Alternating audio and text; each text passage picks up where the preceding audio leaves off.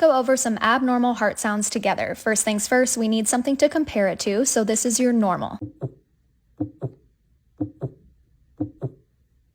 Tachycardia is a heart rate over 100 beats per minute. Sometimes it can be reactions to outside influences like caffeine or being scared, but other times we may have some sort of electrical wiring issue causing the heart to speed up. This can be dangerous if sustained for too long. Let's listen.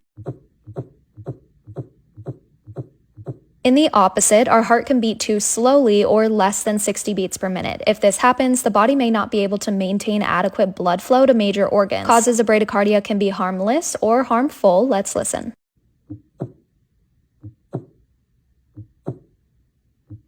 Heart murmurs sound like whooshing or blowing and are caused by turbulent blood flow across the heart valves. They're described by the stage of the heartbeat when the murmur is heard, either systolic or diastolic. Let's listen.